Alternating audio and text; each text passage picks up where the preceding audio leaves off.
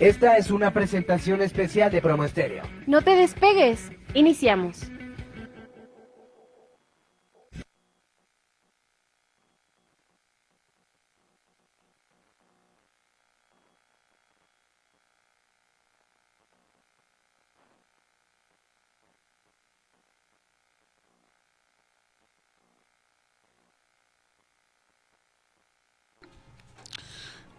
¿Qué tal? Buenas tardes, amigas y amigos de Un Tema, una Conversación. ¿Cómo se encuentran? Soy su servidor, el Caballero del Conversatorio. Y hoy es sábado 18 de febrero del año 2023. Ya estamos a casi de que se acabe el invierno. ¿Cómo han estado? Yo aquí, pues dando lata. Bueno, no dando lata, aquí con el gusto de transmitirles a ustedes. Saludo cordialmente a nuestra querida Chelis en los controles. Muchas gracias, Chelis, por apoyarnos. A todo el personal de Promo Estéreo, LL Digital Orbe Network. A Carlita, que es el personal administrativo. Al buen Lalito Llamas, que es el director general, jefe de jefes. A, a mi tocaya Fernanda Escalante de Orbe Network. Y a todos los que se encuentran aquí en esta estación, que nos ubicamos en la Ciudad de México, en la calle de Tehuantepec número 35, en la alcaldía Cuauhtémoc, aquí en la colonia Roma Sur. Si alguien quiere venir a visitarme y todo, pues aquí está el metro, a unas cuadras está el centro médico, la estación del metro Centro Médico Siglo XXI, pues estamos bien ubicados, a unas cuadras está Parque Delta, el viaducto, estamos en una buena, no nos podemos quejar, estamos bien ubicados. Pues bueno, pues ya es sábado 18. Hoy vamos a hablar de un tema muy interesante. Pues ustedes saben que yo soy abogado, pero yo no litigo la materia penal. Dirían los abogados, el jus puniendi, el derecho, otros dicen tratadistas que es el derecho del enemigo. Yo creo que más que el derecho del enemigo debe ser visto como pues como en toda sociedad debe existir armonía, la paz. Y antes de entrar en el tema, quiero agradecer a la Sociedad del Movimiento, a la presidenta, la maestra Reina Monjaras, por haberme invitado al informe anual de actividades. La Sociedad del Movimiento, Fundación Movimiento cumplió 13 años de existencia, está encargada en el combate al bullying, al mobbing, al acoso laboral. 13 años, y estuvimos ahí presentes en el Club de Empresarios el jueves pasado. Pues muchas gracias, Reina Monjaraz, sabes que aquí es tu espacio. Gracias a Edith, gracias a Isa Portillo, gracias a todos los de la Fundación Movimiento. Ya sabes, mi querida Reina, si me estás escuchando, tú tienes el espacio, pues ya nos conocemos de años aquí, pues te he dado el espacio, tú me has dado herramientas de alguna manera, la fundación que haces para pues luchar por los derechos humanos de preservar el bullying. Pues yo desde la parte jurídica y ustedes desde la fundación, pues con el equipo de psicólogos que ustedes encabezan. Yo siempre he dicho que hay que florecer el amor para que predomine la paz, eso lo dije. Pero bueno, muchas gracias. Pues vamos a entrar un poquito en noticias. Vamos a decir que una cosa de Morena, ahorita que es el tema penal, así como critico al gobierno, hay cosas que también aplaudo, hay que reconocer, pero me parece muy bien la iniciativa de Morena. No saben que de erradicar el arraigo domiciliario. Creo que es inconstitucional. Eso, si hay tiempo lo van a explicar, yo no, pero para mí es inconstitucional el arraigo domiciliario. Es inconstitucional. Pero bueno, les voy a dar las frases célebres como ya es costumbre. Y me faltó decirles que hoy es el Día del Ejército Mexicano y que un día 19 se instituye el 19 de febrero del año 1950, en tiempos del presidente Miguel Alemán Valdés. Curiosamente, Miguel Alemán Valdés fue el primer presidente civil de la época revolucionaria del PRI. Miguel Alemán Valdés, originario de Sayula, Veracruz, fue el que instituyó el Día del Ejército. Pues felicidades a los miembros del Ejército, la verdad es una gran institución con valores. Yo lo que sí no comparto, y lo digo abiertamente, que hagan labores de seguridad pública, eso no está bien. Ustedes están para defender la integridad del territorio y los felicito porque en Turquía fueron a rescatar a los que sufrieron la embestida. Y pues un homenaje para Proteo, la verdad, lo del perrito Proteo, que en paz descanse, se sacrificó. Pero bueno, voy a entrar a dar las frases célebres, como es costumbre. Frases de abogados. Dice, ten fe en el derecho como el mejor instrumento para la convivencia humana, en la justicia como destino normal del derecho, en la paz como sustantivo bondadoso de la justicia, y sobre todo ten fe en la libertad, sin la cual no hay derecho, ni justicia ni paz. Dice, ama tu profesión, trata de considerar la abogacía de tal manera que el día en que tu hijo te pida consejo sobre su destino, consideres un honor para ti proponerle que se haga abogado. Y ya para acabar, la honestidad pocas veces dejará dinero, pero sí mucho prestigio. Dice, un abogado debe ser un gran autor. Es en el espíritu, no en la forma de la ley, lo que mantiene viva la justicia. Pues bueno, vamos a entrar a ¿cómo se llama ya el programa? Yo les quiero decir de los procesos, pues de los procesos de los penales. Un juicio que me llama mucho la atención fue cuando en el tribunal del Arconte, en la asamblea de Sócrates, en tiempos antes de Cristo, el filósofo Sócrates, pues lo condenaron de manera injusta y él accedió envenenándose. Hay muchos juicios injustos, no es el tema de historia, pero está el proceso de Cristo, el de Juana de Arco, el de Maximiliano, no. Ahora sí que vamos a hablar de un poco del sistema penal, penal acusatorio. El sistema penal acusatorio, no les voy a dar una breve introducción, desde el 2008 se implementó la reforma en materia penal y debe prevalecer los derechos humanos ante todo. Pues bueno, le quiero dar la más cordial bienvenida al doctor Marcos Pérez. Él es abogado penalista y vamos a hablar de la audiencia inicial. Bienvenido, doctor. Gracias por estar en una conversión, pues el espacio es tuyo. Hola, ¿qué tal? Buenos días. En primer lugar, pues agradecerte por la invitación, agradecerles por este espacio que me permiten compartir un poco de la información que considero es más relevante en referencia a la audiencia inicial. Bien, de inicio vamos a empezar comentando, acertadamente a partir de 2008 viene un proceso de reformas constitucionales, ¿no? Anteriormente teníamos un sistema tradicional, sistema penal tradicional, donde se hablaba de la averiguación previa, la preinstrucción, la instrucción, un proceso, una averiguación previa secreta. En ese entonces se hablaba de las garantías individuales, ¿no? Este sistema no es un sistema vigente, tan solo lo mencionamos de manera histórica. A pesar de que este sistema tradicional ya no es vigente, sí quedaron algunos expedientes rezagados con este sistema, Hidalgo, Veracruz, Ciudad de México, que se llevan de acuerdo a el periodo de vigencia que se estableció en ese entonces.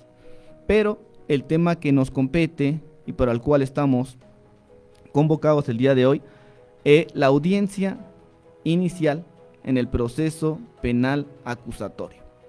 Bien, a partir de 2008 empiezan estas reformas constitucionales y entonces por medio de recomendaciones internacionales se sugiere que nuestro país transite de un sistema que algunos tratatistas le llaman sistema inquisitivo, sistema penal tradicional, a un sistema que se considere predominantemente más transparente, ¿no? Un sistema de audiencias orales, un sistema en el cual se hablaba de inicio de la Secretaría Técnica, Secretaría de Gobernación, que fueron de los precursores que empezaron a capacitar a los abogados en este nuevo sistema de juicios orales. Un sistema en el cual tiene dentro de sus principios la publicidad. Entonces, el principio de publicidad, hablamos de audiencias públicas, La audiencia que vamos a comentar, esta audiencia inicial, es una audiencia pública. Anteriormente, sistema penal tradicional, una audiencia cerrada, un proceso secreto, una rejilla de prácticas, un espacio muy reducido donde llevaban la audiencia, la llevaba el secretario de acuerdos comúnmente, y ahora hablamos de audiencias públicas. Hablamos de esta audiencia inicial que va a ser una audiencia pública en la cual cualquier persona, cualquier ciudadano con un previo registro puede ingresar a esta audiencia inicial. Una pregunta, doctor, colega, en la audiencia pública puede ir cualquiera, pero se puede, por si considera, no sé, las partes, se puede reservar, ¿no? Que no entren por, no sé, seguridad y todo. Y es la audiencia pública antes, y algo que comentas para los que estudian derecho, antes, con este nuevo sistema, ya el juez no tiene que estar, el juez de control tiene que estar, y no puede delegar el secretario de acuerdos, que es el que da fe. Sí, así es. Bueno, la primera pregunta, Uh-huh. hay casos de excepción en los cuales asuntos de violación, trata de personas, en los cuales sí algunos tienen que ser reservados, o lo solicita el Ministerio Público, lo solicita el asesor jurídico y dice, esta audiencia vamos a exhibir imágenes personales, ¿no? Entonces, Uh-huh. un caso de excepción, la audiencia tendrá que ser reservada. No puede ser una audiencia pública. Entonces, en este caso, la audiencia tenía que ser una audiencia reservada. Más sin embargo, en la generalidad, hablemos de un robo con violencia, transporte público, hablemos de un robo de huachicol. Son audiencias que predominantemente son públicas. Predominantemente podrá estar presente cualquier persona, le toman una fotografía y puede acceder a la audiencia. Incluso también esto, yo a mis alumnos de licenciatura les recomiendo mucho que asistan a audiencias toda vez que este es un parámetro importante para que vean la realidad. Bien, dentro de este proceso penal acusatorio se divide en 3 etapas. Entonces vamos a tener de manera general etapa de investigación, etapa intermedia y la etapa de juicio. Recordemos que aquí tenemos los artículos constitucionales que son muy importantes. Tenemos un artículo 20 constitucional, un artículo 19 constitucional. De manera general tenemos artículo 20 constitucional, apartado B de los derechos del imputado, apartado C de los derechos de la víctima u ofendido. Entonces, dentro de este proceso penal acusatorio que se va a dividir en 3 etapas, etapa de investigación, etapa intermedia y etapa de juicio, la que nos compete el día de hoy sería etapa de investigación inicial. Más sin embargo, esa etapa de investigación inicial tiene 2 fases, investigación inicial e investigación complementaria. Una pregunta, Sí. abogado, doctor, colega, una pregunta. ¿La audiencia inicial iniciaría con la denuncia o querella? Por ejemplo, yo que voy al Ministerio Público y presento mi denuncia por por un posible acto constitutivo, ¿ya inicia ahí la audiencia inicial o todavía no? No. Bueno, la etapa de investigación inicia con eso que se conoce como la denuncia, querella o requisito equivalente. Entonces la audiencia inicial empieza hasta que el investigado, Uh-huh. la Constitución le denomina imputado, es puesto a disposición del juez de control. Entonces, a partir de que el investigado es puesto a disposición de control, nos dicen los especialistas que ahí inicia el proceso y ahí inicia la audiencia inicial. Pero antes de esto tenemos lo que se conoce como la noticia criminal, los hechos, ¿no? Porque va al Ministerio Público la víctima u ofendido y presenta los hechos, qué fue lo que pasó. Y de aquí hablaríamos de las formas de conducción del imputado: citatorio, comparecencia u orden de aprehensión. Pero la audiencia inicial va a ser a partir de que el imputado es puesto a disposición del juez de control. Lo que tenemos antes de esta audiencia inicial es en referencia a presentan a una persona, por ejemplo, por el delito de robo simple o robo con violencia. Entonces lo presentan, es detenido en flagrancia porque cometió el delito de robo con violencia, lo detiene policía municipal, que es considerado el primer respondiente, lo detiene policía municipal y lo presenta de inmediato, sin dilación alguna, ante Ministerio Público. Y una pregunta, Sí. Abogado, tengo entendido, digo, yo no soy penalista, que el juez de control, son varios jueces, está el de control y el de juicio, El juez de control le llaman el juez de garantías, ¿no? Porque es el que califica la detención, que es una pregunta, es el que cuando califique la detención tiene que ser de acuerdo a lo que dice la Constitución, al Código Nacional, y sobre todo respetando los derechos humanos.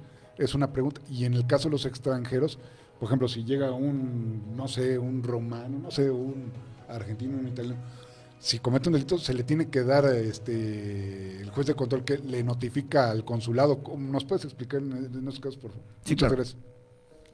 Bien, aquí tenemos de inicio que este juez de control también se le conoce como el juez de garantías, porque va a controlar el proceso, el procedimiento, y está obligado a velar por los derechos tanto del imputado como de la víctima.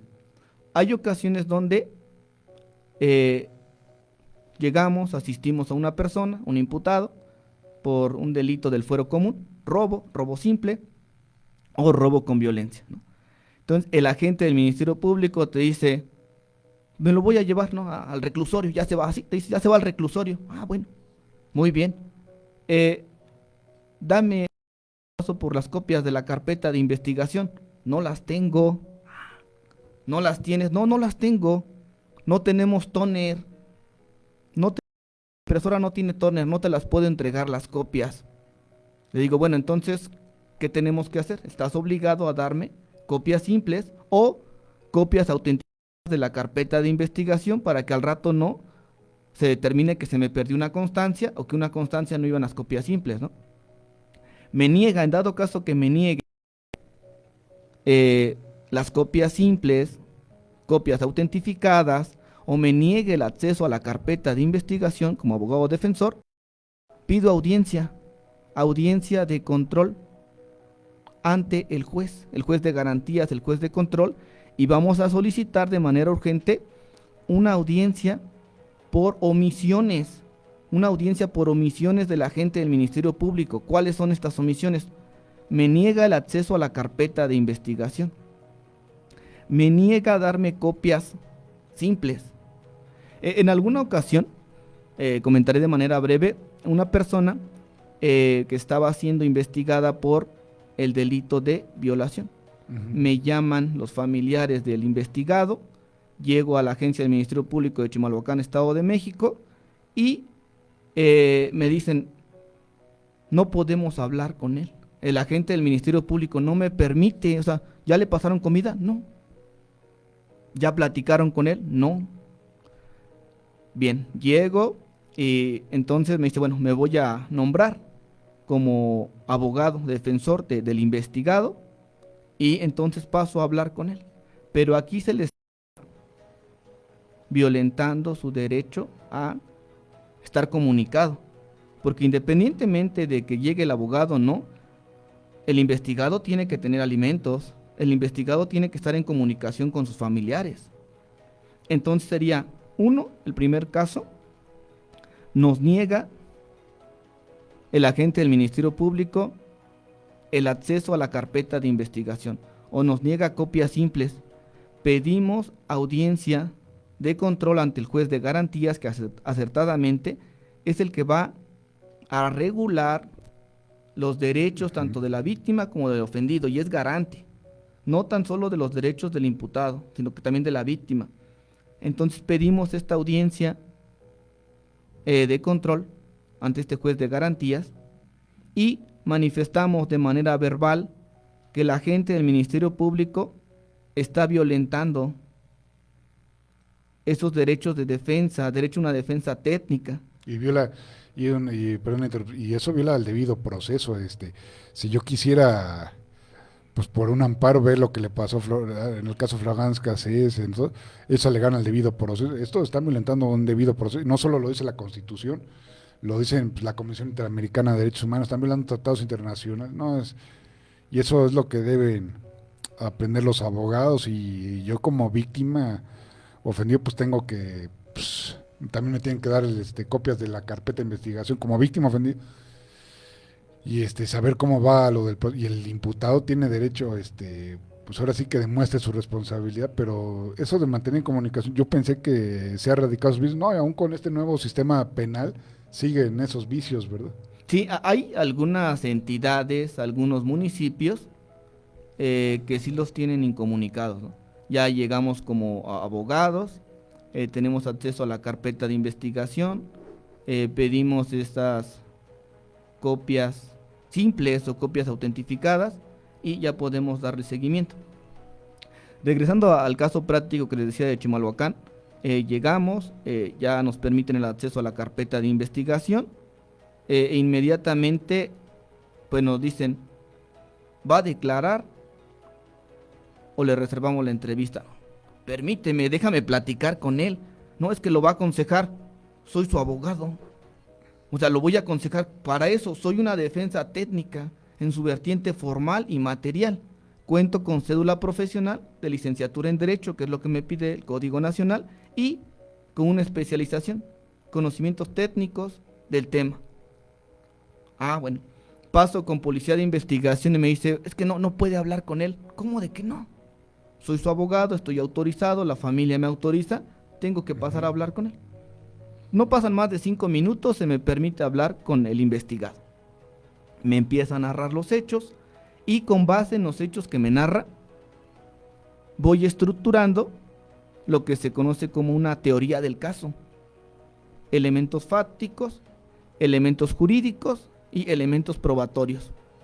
De manera sencilla, ¿le conviene o no le conviene que le tomen la entrevista? ¿No?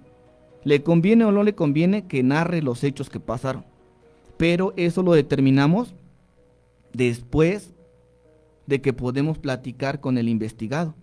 Si no podemos platicar con el investigado, no podemos decidir si le reservamos la entrevista o permitimos que dé su entrevista. ¿Y quién fue el que dijo que no tuvieras comunicación con tu cliente? O sea, el Ministerio Público, están mal, hasta ellos hasta tú los puedes denunciar por abuso de autoridad, hasta es una violación procesal, es un delito lo que están haciendo aquí las pseudoautoridades o no sé lo que sean, porque es negar, o sea, yo tengo derecho, aunque sea un hijo de la yo tengo derecho a que tener una defensa. Y algo que quiero comentar, si tú me lo permites, es cierto, en el nuevo sistema penal acusatorio, para ser litigante en materia penal, ya se requiere cédula profesional. Antes no decían, me acuerdo que el artículo 20, persona de tu confianza. Antes yo tenía entendido que no se necesita cédula. Qué bueno que se necesite cédula.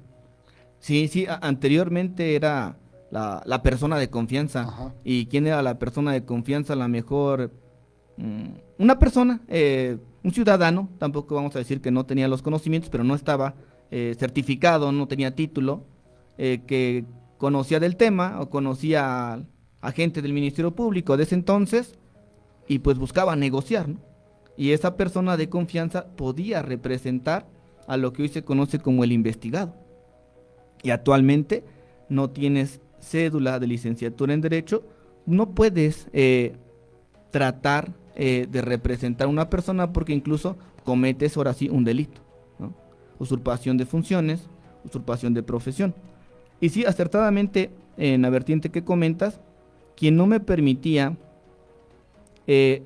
hablar de manera inmediata con mi representado era un auxiliar de policía de investigación. Un auxiliar, así te lo digo, el Ministerio Público no. Un auxiliar de policía de investigación me dijo, usted no puede pasar. Caray. ¿Cómo no voy a poder pasar? Digo, déjame, te traigo al Ministerio Público que te diga que sí puedo pasar. Porque entonces a veces ellos desconocen, ¿no? Y qué raro, por lo menos, qué buen punto. Yo por lo menos tengo entendido que aquí en la Ciudad de México, aquí en la ciudad, pues la policía de preventiva, que es la seguridad pública, los que están aquí del tal sector, pues ya tienen capacidad, conocimientos en derechos humanos, de cuestiones del sistema penal acusatorio. Me extraña que los policías ministeriales todavía no tengan, se supone que ya deberían.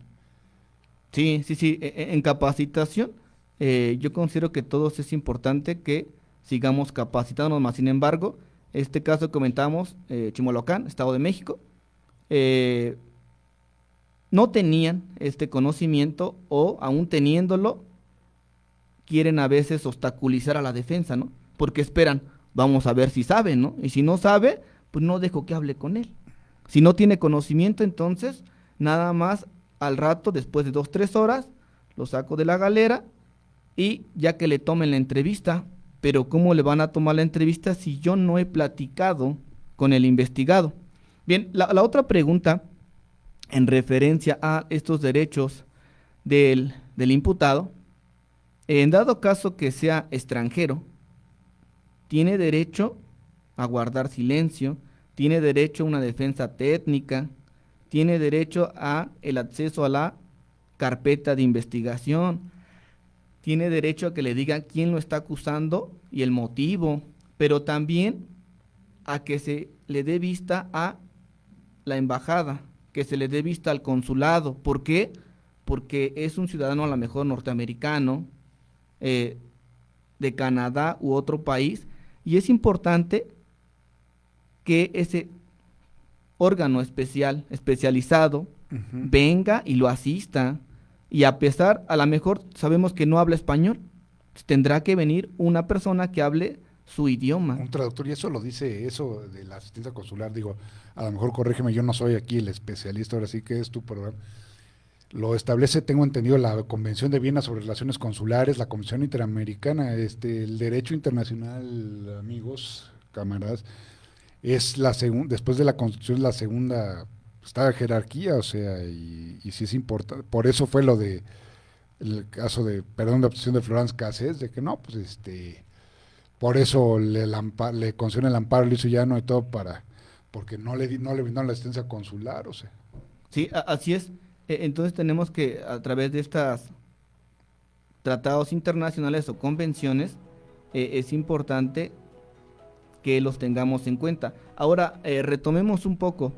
Anteriormente, las clases como eran, ¿no? Que nos hablaban de la pirámide de Kelsen, ¿no? La jerarquía de leyes, pero actualmente hablamos de un control constitucional, algo nuevo.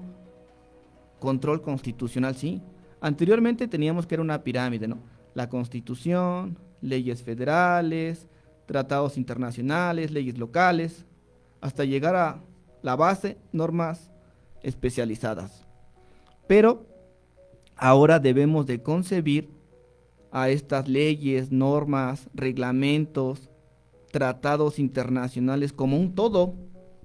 Están unidos, están dentro de un círculo. Y hablamos también del principio pro persona. Eso sí, lo quiero recalcar, si tú me lo permites, el principio pro persona, digo yo que digo, derechos humanos, el principio pro persona es que siempre debe prevalecer la norma más beneficia a la persona. De hecho, hay cuestiones de constitucionalidad que si los tratados benefician más a la persona, se tiene que aplicar el tratado, ¿no? Y eso es lo que le llaman el control de convencionalidad, ¿no? De que el juez se debe aplicar a veces debe aplicar la ley más benéfica, y en este caso a la víctima, también como el imputado. Pues continuemos. ¿Algo que quieras más aportar? Sí, sí, en referencia a eso, acertadamente, este principio pro persona, como ya claramente lo mencionas, es eso. ¿Qué es lo que más le beneficia? No es a lo mejor tu ley federal, no es tu constitución, pero hay un tratado internacional que se tiene que respetar. ¿Por qué? Hablemos de artículo primero constitucional, ¿no? Los derechos humanos. He escuchado algunas clases y es muy respetuoso. Siempre debemos de respetar a nuestros colegas, profesionistas y abogados, pero, y lo que yo siempre se lo recalco a mis alumnos, actualmente no hablamos de garantías individuales, no. Ya hubo una reforma en junio de 2011 y nos dice derechos humanos. ¿Por qué? Estábamos atrasados en materia de derechos humanos. Vienen y a través de recomendaciones internacionales nos dicen tienen que transitar y proteger los derechos humanos, garantías individuales, ¿no? Entonces, en algunas cátedras, de manera inadecuada, se menciona todavía garantías individuales, ¿no? Artículo primero, el título, capítulo 1, el primer artículo de la Constitución dice de los derechos humanos y sus garantías, pero derechos humanos. Entonces aquí, cuando hablamos en materia de derechos humanos, vamos a buscar lo que más le beneficie al investigado. Como acertadamente mencionas, a lo mejor no lo sabemos, es más, es delincuente o es culpable hasta que lleguemos a la etapa de juicio. Y ahorita aquí también retomamos una pregunta de las fases. Ya cuando llegue a la etapa de juicio, va a ser juzgado por algo que se conoce como tribunal de enjuiciamiento. Este tribunal de enjuiciamiento nos va a decir, ¿es responsable o no es responsable? Y todavía haciendo una sentencia condenatoria, tenemos materia de amparo. Y en materia de amparo todavía tenemos recursos, el recurso de revisión, el recurso de queja. Entonces todavía no me puedes decir que es culpable. Bien, aquí retomando un poco las etapas del proceso penal, etapa de investigación, audiencia inicial, etapa de intermedia y etapa de juicio. Entonces tenemos que inicia por la denuncia o la querella ante el agente del Ministerio Público. El agente del Ministerio Público tendrá un término de 48 horas para ponerlo a disposición del juez de control. Y aquí hay muchos delitos que no están dentro del catálogo de los que ameritan prisión preventiva oficiosa. Pero ¿qué dice el agente del Ministerio Público? Estoy recabando registros de la investigación, ¿no? O estoy recabando datos de prueba, que es lo que menciona la Constitución. Entonces, por eso no le vamos a dar la libertad, ¿no? Y se esperan casi hasta el último minuto de las 48 horas, aunque no recaben datos de prueba. Y hay ocasiones donde dice, voy a pedir la prisión preventiva justificada. Y te corren traslado de la carpeta de investigación y se los llevan justificada. Aquí sí es muy importante, ¿por qué la podrían pedir la prisión preventiva justificada? Por delitos graves, ¿no? Y ahorita hice una reforma al artículo 19 constitucional, ampliaron el catálogo por puras tonterías, con todo respeto, es una opinión muy personal, lo ampliaron. Así es. Entonces aquí, por ejemplo, van a decir, hay delitos. Anteriormente había un catálogo o se les denominaba delitos graves. En este sistema, lo adecuado que tendríamos que decir es delitos que ameritan prisión preventiva oficiosa y están en el catálogo del 19 constitucional y en el Código Nacional de Procedimientos Penales también lo tenemos. Entonces tenemos en la audiencia inicial, juez de control. Tenemos posteriormente la etapa intermedia, va a ser otro juez de control que va a seguir esa etapa. Y después llegamos a la etapa de juicio oral. Aquí nos hablan de un tribunal de enjuiciamiento. En la Ciudad de México sí tienen ese tribunal de enjuiciamiento. 3 personas, 3 jueces, 3 doctos en la materia. Estado de México en ocasiones por infraestructura, por recursos económicos, es una persona, pero aún así es el tribunal de enjuiciamiento.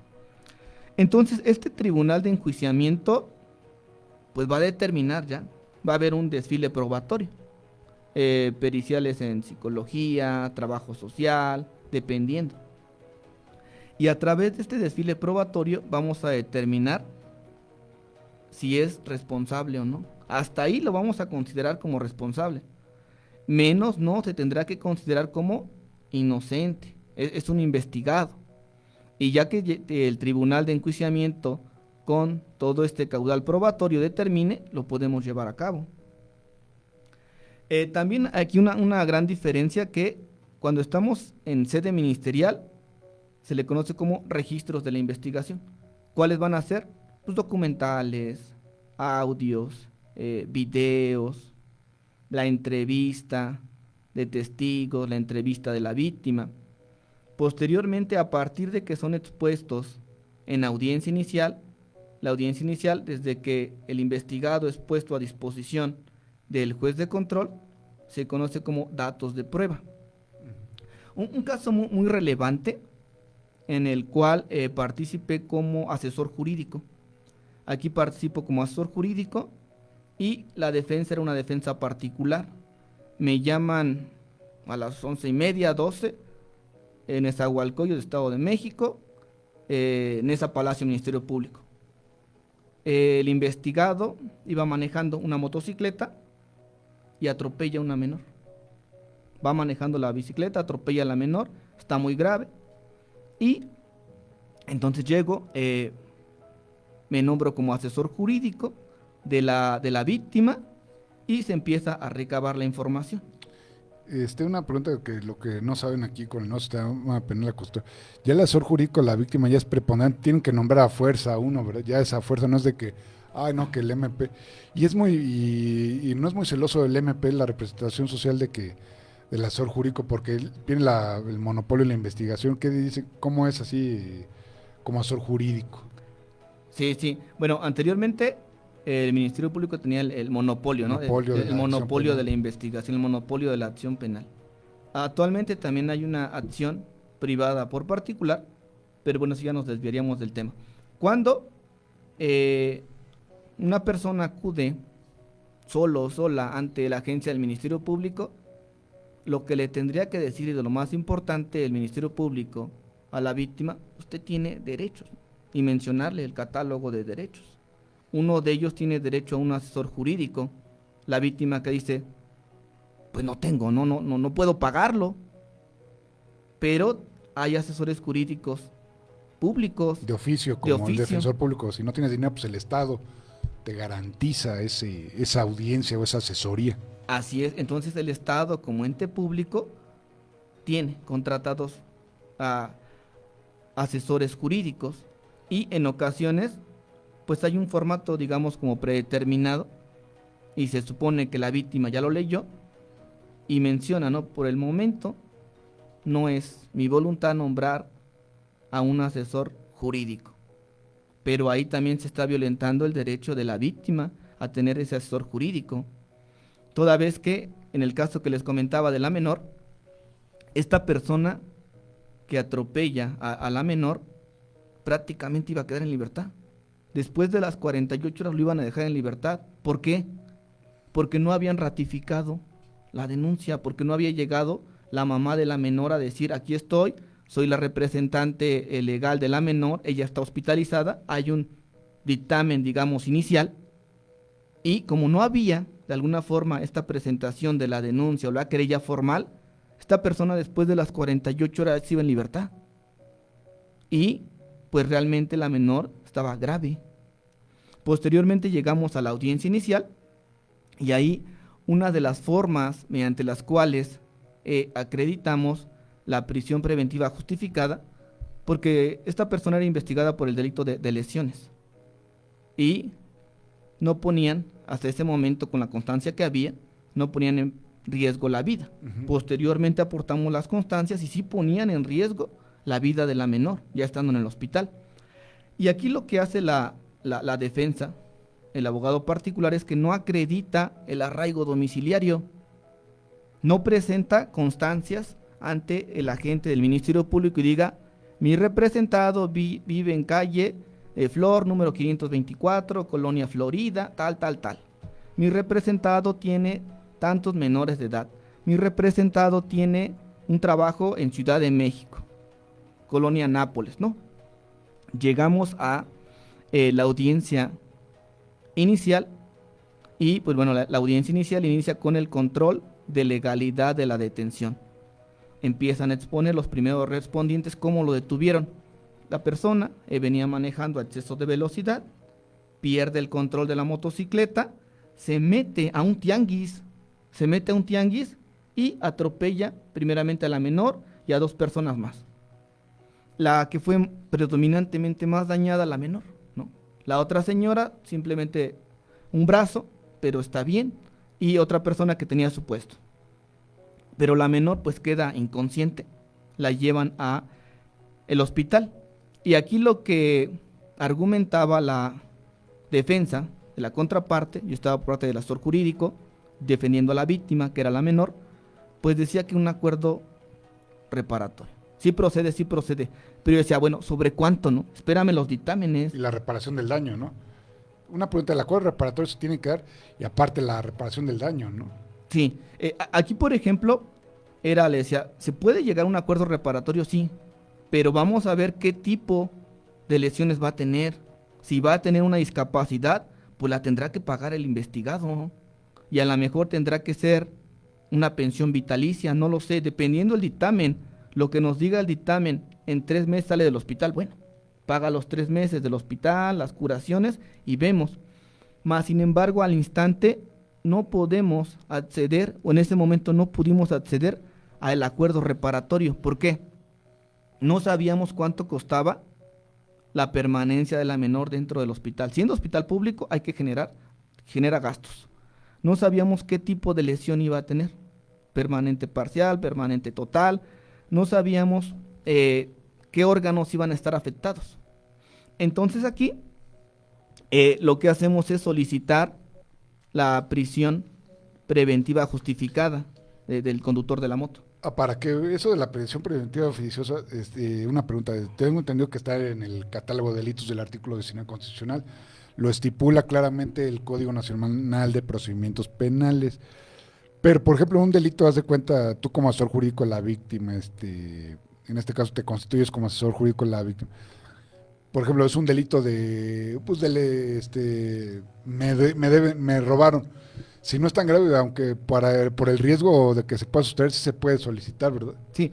Aquí no es un delito grave, aunque aunque no esté contemplado en el artículo. Esa es mi pregunta, sí se puede, ¿verdad? Sí, bueno, hay 2 formas. Hay una que dice la prisión preventiva oficiosa. Oficiosa. Y aquí, por ejemplo, esta prisión preventiva oficiosa, hay un catálogo, ¿no? La Constitución tiene un catálogo. Y en alguna ocasión, llevando una audiencia federal, queriendo debatir la prisión preventiva oficiosa que está en el catálogo del 19 constitucional, menciona ya los delitos. El juez federal me dice, es de prisión preventiva oficiosa, ¿qué es esto? Pues, pero no te lo dicen, ¿no? Pero te dan a entender, ¿no? No se debate, no te lo dicen, pero te lo dan a entender. Lo debates, al final es la misma solución, porque es oficiosa, queda en prisión preventiva. En el ejemplo de la menor, no era un delito dentro del catálogo de prisión preventiva oficiosa y prácticamente esta persona iba a quedar en libertad. Lo que hacemos es la estrategia, una teoría del caso, una teoría del delito y revisando que el señor no acreditaba un arraigo domiciliario. Y al no acreditar este arraigo domiciliario pedimos la prisión preventiva justificada. ¿Por qué? La menor, atendiendo también al interés superior del menor, está lesionada, está en el hospital. El conductor de la moto no tiene un seguro que me asegure la reparación del daño.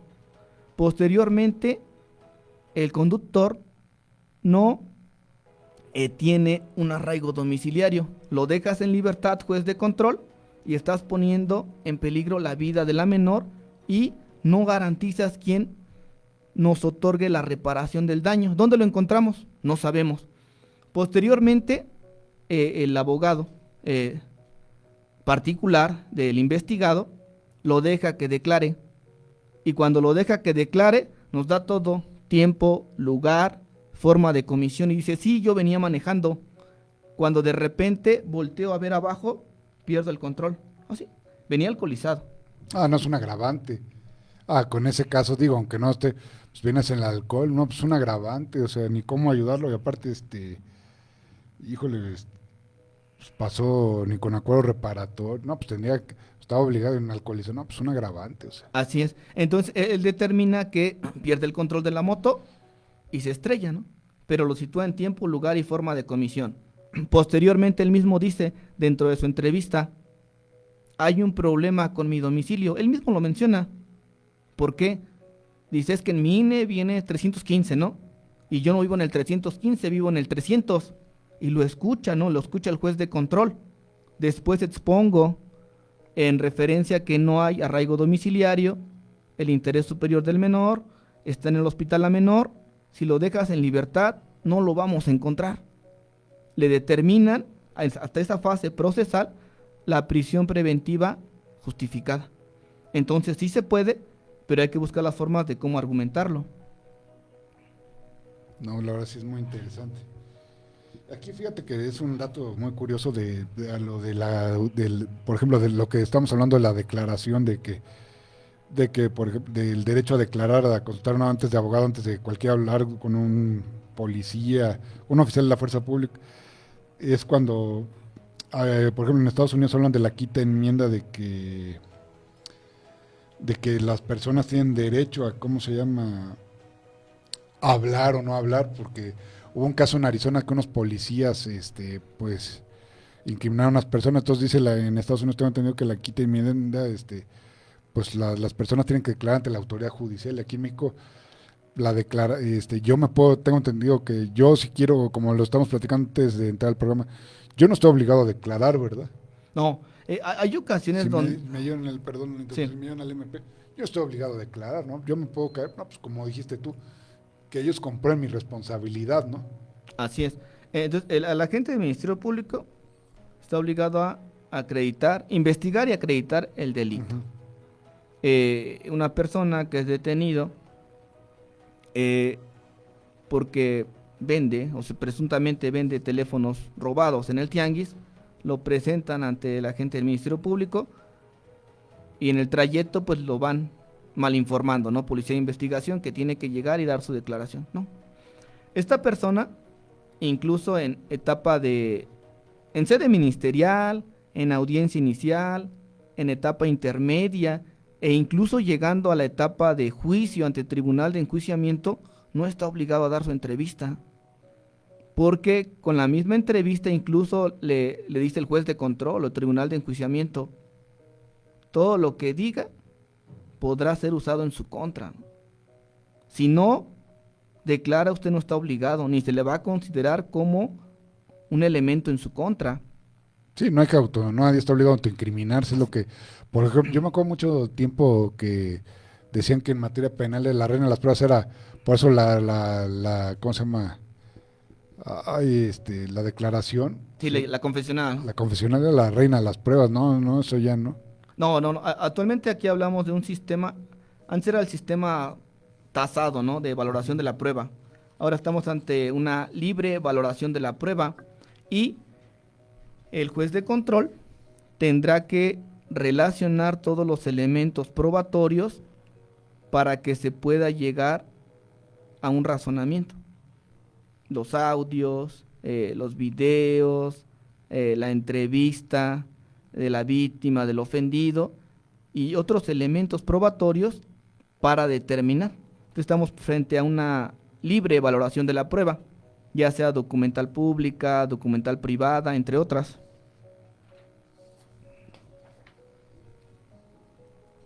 Bien, dentro de, ya entrando de manera específica a lo que sería la audiencia inicial, inicia por que la persona, estando en sede ministerial, se le agotan las 48 horas y queda a disposición del juez de control. El juez de control va a tener un plazo para determinar si queda en prisión preventiva oficiosa, justificada o queda en libertad, dependiendo. O vinculársele a proceso en libertad, ¿no? Pero tengo entendido que tienen que ir cada 8 días al juzgado, entregar su pasaporte, muchas cosas, ¿verdad? Sí, bueno, vamos a poner el caso de la menor. Uh-huh. Como ejemplo, el caso de la menor. Vamos entonces que esta persona es citado a la audiencia inicial. Dentro de la audiencia inicial, inicia por el control de legalidad de la detención. ¿Quién va a acreditar el control de legalidad de la detención? Primer respondiente. Dentro de ellos el primer respondiente. ¿Quién lo detuvo? En este caso fue Policía Municipal de Chimalhuacán, Estado de México. ¿Cómo lo detuvieron? Pues ya empiezan a narrar, siendo las 14 horas, nos aproximamos al lugar, nos pide el apoyo, una ciudadana de nombre tal, y nos percatamos que hay una menor en el piso. Posteriormente, sigue narrando Policía Municipal, nos damos cuenta que hay una persona que está siendo detenido por la ciudadanía, el cual es el conductor de la moto. En este caso iba el conductor de la moto y también traía un acompañante. O sea, el acompañante se va y lo deja. Fue el caso real. El acompañante se va y lo deja y al conductor de la moto, la realidad es que lo detiene la ciudadanía, porque si no también se hubiera ido. Iba un poco ebrio, lo detiene la ciudadanía y va narrando. Entonces, policía municipal, cuál es la forma en la cual lo detuvo. Entonces aquí el juez de control tiene que revisar el control de legalidad de la detención. ¿Cómo fue? En flagrancia. Lo detuvimos en flagrancia. De acuerdo a la doctrina, que es la flagrancia, todo aquello que deslumbra, ¿no? Que resalta, que se ve, acaba de cometer el delito y al instante, ¿no? Hay algunas hipótesis en el Código Nacional, pero de manera general lo detienen minutos después o cometiendo el delito. Decreta el juez de control la legalidad de la detención. Posteriormente pasamos a otra fase, que es la formulación de la imputación. ¿Qué es la formulación de la imputación? Que el agente del Ministerio Público le va a narrar, no al abogado, no al juez de control, sino es la comunicación. Al imputado, ¿no? Así es, formulación de la imputación es la comunicación que tiene el Ministerio Público con el imputado. Le va a narrar los hechos y cuál es el motivo por el cual lo tenemos aquí. Posteriormente viene la vinculación a proceso. Vamos a determinar si hay los elementos para vincularlo a proceso. Una vez vinculado a proceso ya viene la cuestión de las medidas cautelares. Estas medidas cautelares podría ser la prisión preventiva oficiosa, prisión preventiva justificada, un sistema de firmas o una garantía económica. Sí, en ese caso cuando no son también están los criterios de oportunidad, ¿no? También existen, digo, para no que no sufra, bueno, para darle, ahora sí como es el criterio de oportunidad, pues ahora hay alternativas, pero siempre tiene que estar de acuerdo, como lo que decías tú, la víctima, ofendido, y el imputado, no, en este caso no la autoridad ministerial ni el juez. Sí, también hay lo que son los sistemas alternativos, ¿no? De solución de las controversias, hay un procedimiento abreviado, hay una suspensión condicional. El proceso. Sí. Y una pregunta, porque ya casi nos vamos, Sí, se firma un convenio, ¿verdad? Por ejemplo, yo como soy la víctima, me atropellaron. Bueno, le digo, ok, no quiero que te vayas a la cárcel, pero quiero que me pagues mis muletas, mi tratamiento. Si yo estoy de acuerdo que se firma un convenio, ¿verdad? Y ante el juez de control es el que se ratifica ese convenio, ¿verdad? Sí, lo más viable sería que se ratifique ante el juez de control. ¿Por qué?